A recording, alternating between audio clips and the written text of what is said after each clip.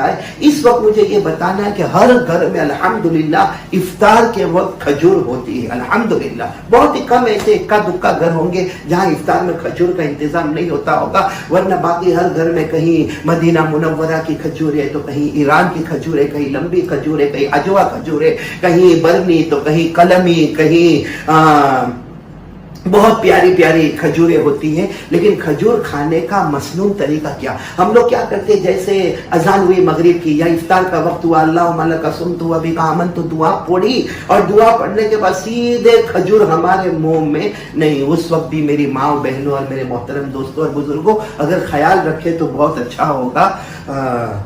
کھجور اگر کھانے کا کیا مسنون طریقہ ہوتا ہے، کھجور کھانے کا مسنون طریقہ کیا ہوتا ہے، وہ میں آپ کو بتانا چاہتا ہوں. اللہ تعالی ہم سب کو دیکھو ہر سنت پر عمل کرنا ہے، ہر سنت پر عمل کرنا، کیونکہ ہمارے نبی صلی اللہ علیہ وسلم سے محبت کا طریقہ یہی ہے.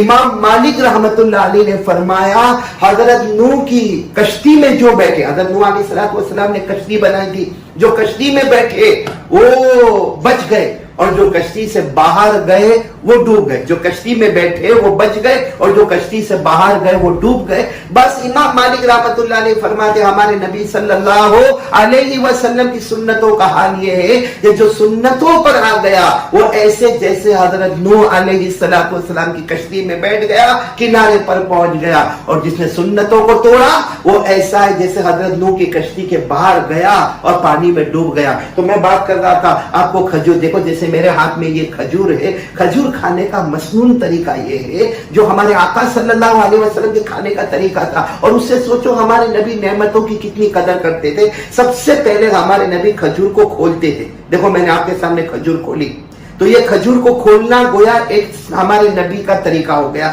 پھر اس کے بعد ہمارے نبی بیج کو نکالتے تھے، جیسے یہ بیج نکلا اور اس کو چوستے تھے. یہ ہمارے نبی کھجور کو چوستے تھے.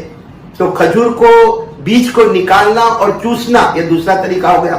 پھر ہمارے نبی اس کو اپنی 2 انگلی پر رکھ لیتے تھے، 2 انگلی پر، ایک روایت میں 2 انگلی، ایک روایت میں انگوٹھے کا بھی ذکر آتا، اور پھر اس کو دسترخوان پر پھینک دیتے تھے. وہ بیج کو دسترخوان پر پھینک دیتے تھے. اب باقی جو کھجور ہے پھر ہمارے نبی کھا لیتے تھے. اگر ہم اس کو تھوڑا تھوڑا الگ کریں تو سوچے کھجور کھولنا ایک سنت، پھر بیج کو نکال کر چوسنا دوسری سنت، پھر اپنی انگلیوں پہ رکھنا تیسری سنت، اور پھر اس کو دسترخوان پر پھینک دینا یہ چوتھی سنت بیج کو، اور باقی کھجور کو کھا لینا پانچویں سنت. اگر ہم اس کو الگ کریں تو 5 اور 6 طریقے نکلیں گے. تو ایک طریقے پر 100 شہیدوں کا ثواب، تو انشاءاللہ ایک کھجور پر 500 سے لے کر 600 شہیدوں کا ثواب ہم کو نصیب ہو جائے گا.